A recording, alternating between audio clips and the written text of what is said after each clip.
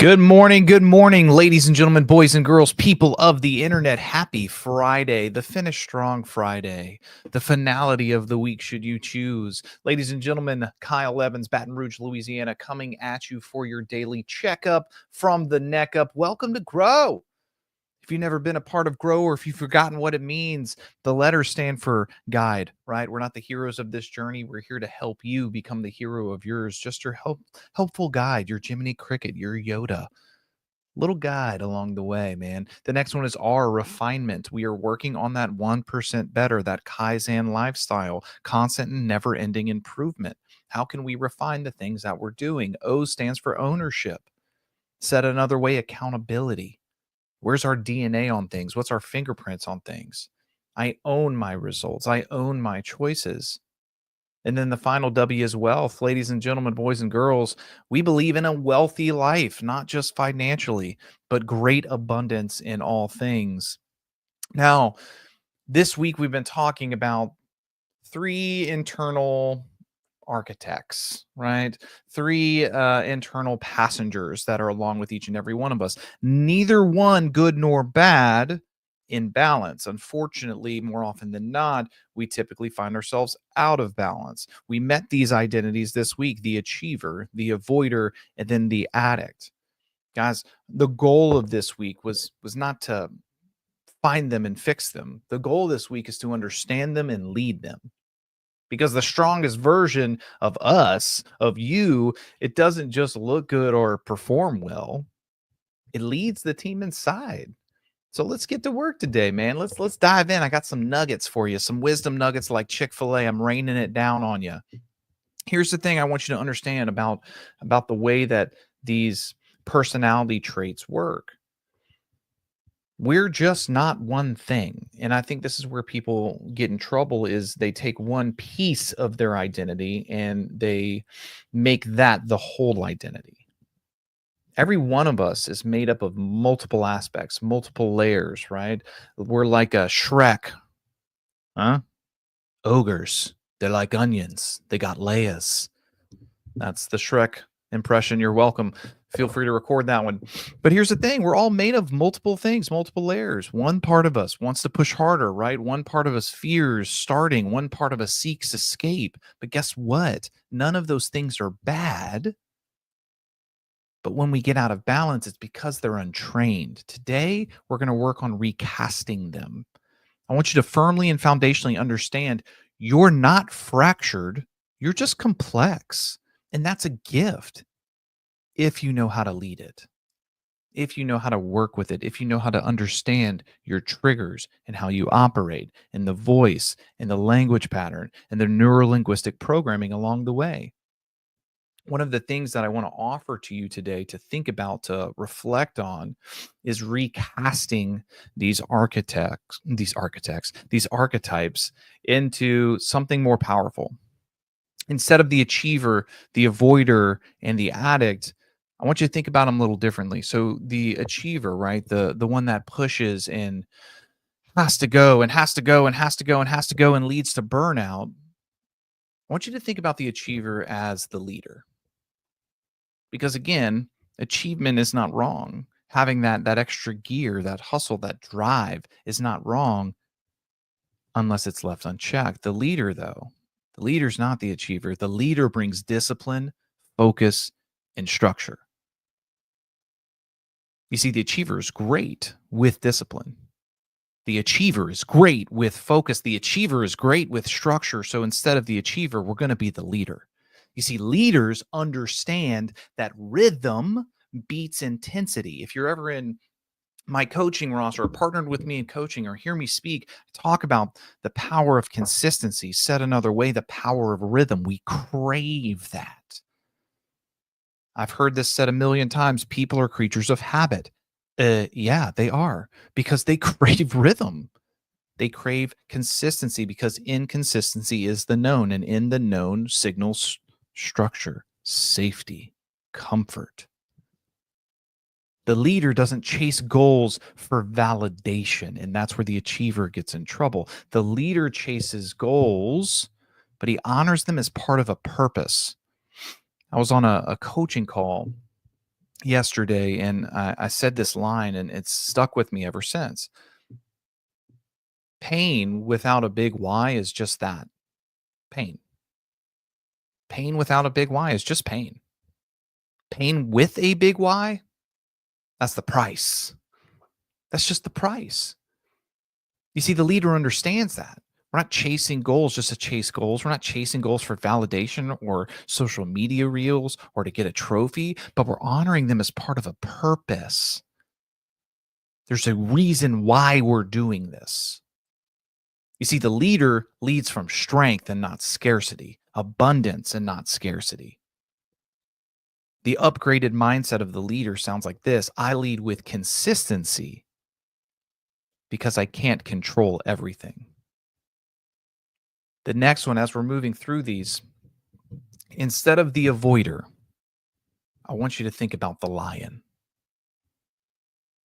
Instead of the avoider, I want you to think about the lion, right? The avoider has to get everything perfect. The avoider stays safe and plans and plans and plans, looking for perfection to take that leap, but often it's just hiding procrastination. The avoider usually has some deep level of fear of failure, fear of rejection, right? Fear of the future. That's where the avoider hides. The lion does not. The lion embodies courage. The lion doesn't wait for perfect conditions. The lion acts through discomfort because the truth, ladies and gentlemen, is that that's really the way we win. We have to just get started. We have to act through discomfort. We have to embrace failure because it's going to happen. Lions embrace failure. They don't win every hunt. They figure it out, and it doesn't stop them from getting up and going the next day. We have to understand that every brave beginning rewrites fear's story. Every time we step back up to the table and play a hand, even though we've lost, we are rewriting the story. We are resetting the scales. We are stepping back up to the plate to swing. You need to remind yourself the lion. The lion says that action is always the most spiritual thing you can do. Think about that. Action, taking action, whether it's meditation, whether it's resetting purposefully, whether it's learning or asking for help or seeking mentors or doing the thing or writing the book or starting the podcast or doing the content, film the content, say the thing that you want to say. The lion doesn't care about the opinions of sheep.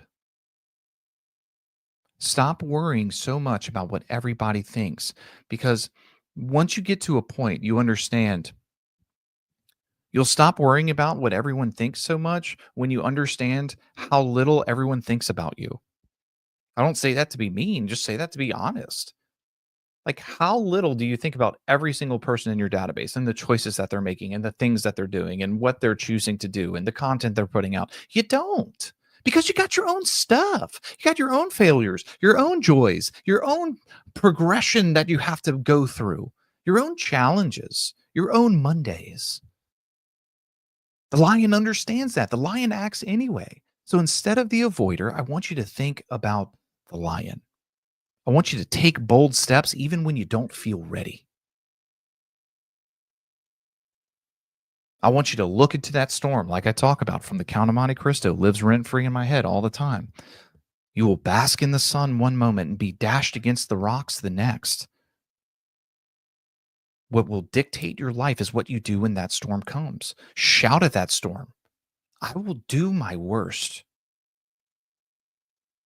and you shall do yours. What is the best that you're going to do? What is the bold steps you're going to take? Because the storm is coming. The storm is always coming. Are you feeling that you're in a storm right now? Great. Cool. What can you learn from it? How can you be molded by it? How can you get stronger in it? Are you in the sun right now? Great. Can you recharge? Can you reflect? Can you build muscle during the peaceful time? It's better to be a warrior in a garden than a gardener in a war. The lion always beats the avoider. And finally, the last archetype, the last passenger with us is the addict. Here's what I want you to change with the addict. You see, the addict seeks relief, right? The addict falls prey to given desires at any moment. The addict, a lot of times, gives up what they want most for what they want right now. And more often than not, it's the deep feeling underneath. So instead of the addict, I want you to think about the lover. You see, the lover seeks connection. The lover seeks comfort, but in healthy ways. The lover turns compulsion into care. The lover knows that emotional regulation is a form of deep self-love. The lover understands that you need to rest, you need to recharge, you need to give yourself things that you desire, and yet you need to be balanced with it. Taking care of yourself is not wrong. Overindulging under the guise of taking care of yourself is. The lover learns to ask, what do I really need right now? Where's this feeling coming from? I soothe myself with presence, not with escape. I soothe myself with presence, not with escape. You see, the lover uses the lion. It uses the bravery, the courage to ask the question, where is this coming from? What am I actually hiding from? What part of me needs to heal? So instead of the achiever, the avoider, and the addict, I want you to think about the leader, the lion, and the lover. This is your inner team. This is your successful inner team, I should say. And when these parts are in balance, the leader guides, the lion acts, and the lover heals. You become integrated and you become dangerous. When you are integrated, when you are dangerous, you are unstoppable. So Kyle, how can we take this? I'm with you. I'm feeling it. I'm eating my popcorn. I'm feeling the vibe. I'm feeling the flow. How can we actually institute this into our lives? We need to think about training our inner team. Leadership needs rhythm. Here's how to align the leader, the lion, and the lover every week. Every Sunday, or I like to do Fridays, where is a time in your calendar, in your week, that is just for you, just for reflecting? It can be 10 minutes, 15 minutes, 30 minutes, an hour. I don't care. But it is a necessity. In that time, whether it's Sunday, Friday, heck, whether it's Monday morning and you're preparing for the week, ask yourself this question. Last week, where did my leader overwork or micromanage? Where did my lion hesitate, stall, doubt? Where did my lover reach for relief instead of truth? That's the awareness part. Then you got to ask yourself this: how can I coach them this week? What boundaries do I need? What rituals or habits will support me emotionally? Think about these things. Actually think about them. So often people are, Kyle, how do I change? How do I do this? I'm like, slow down. Slow down first. Get self-aware. Understand what's happening. Have the courage to call it out and not hide from it. Then have the absolute unmitigated gall to do something about it. Self-awareness leads to self-mastery. The next thing that you can think about, and we touched on this week. Can you have daily non-negotiables? What is the daily minimum that you will achieve each day? Is it a walk? Is it water? Is it eating right? Is it breath work? Is it getting to the office at a certain time? Is it hitting your one thing and business each day? Another thing that builds rhythm is built-in recovery windows. We've taken this from the one thing. When it talks about the one thing and it talks about the calendar, first and foremost, it says put your vacation time on there. It doesn't say put your one thing. It doesn't say put your conferences. It says put your vacation time on there. We need to have built in recovery windows. We are a finite battery. We are not the Energizer Bunny. We don't just keep going and going and going. You're going to fail. You're going to burn out. You're going to exhaust because I don't know, ladies and gentlemen, boys and girls, you're a human being. It's going to happen.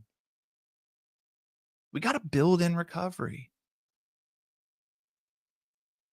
The final thought on the rhythm is, can you do a daily lover check-in? 5 minutes. That's all I'm asking. 5 minutes. Can you sit and just get in the marination station on some joy, on some gratitude? Can you think happy thoughts? What is this, Hook and Peter Pan? If you think happy thoughts, you can fly. Can you spend 5 minutes thinking happy thoughts? Can you love yourself for 5 minutes? You see, when we have our daily non-negotiables, when we have built-in recovery time, when we have 5 minutes of reflection and just love and appreciation of ourselves, we start to get in an awesome, powerful, majestic rhythm. This is how you parent your nervous system and protect your momentum. We can either choose to adopt these tactics that actually work, or we can ignore them at our own peril. The choice is ours. Finally, and you've heard me say this a million times, and guess what? I'll keep saying it until you get it because it's true. Language matters.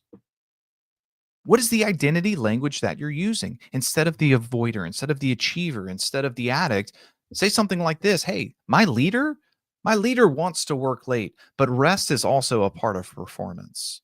My lion, my lion is hesitating on this hard conversation, but what would bravery look like right now? I know that bad news does not age well. So what would bravery look like right now? My lover is reaching for snacks, but maybe I actually just need to decompress. As language creates awareness, awareness creates leadership, and leadership creates peace. It's that simple, yet it's that hard. Things to write down, things to tattoo on your brain. I am a leader. I'm disciplined. I'm clear. I'm committed. I am a lion. I'm brave enough to begin. I'm brave enough to keep going whenever life starts lifing. I am a lover. I am capable of comforting myself with presence and healthy habits. Ask yourself, which identity do you choose in your health today?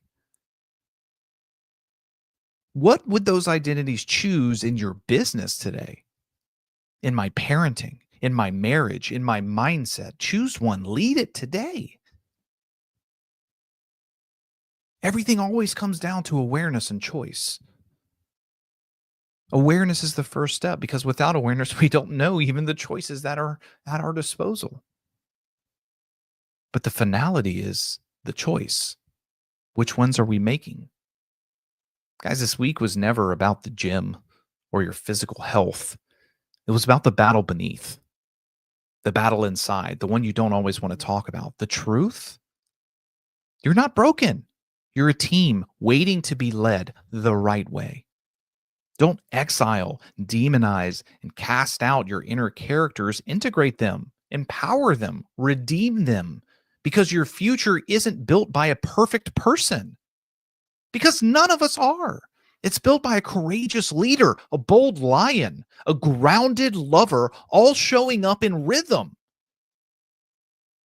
Now it's up to us. Go lead your team. Happy Friday, ladies and gentlemen. Happy Friday to my leaders, my lions, and my lovers out there. Let's go make today great. I love you. I mean it. And I will see you bright and early Monday morning. Coach Kyle, out.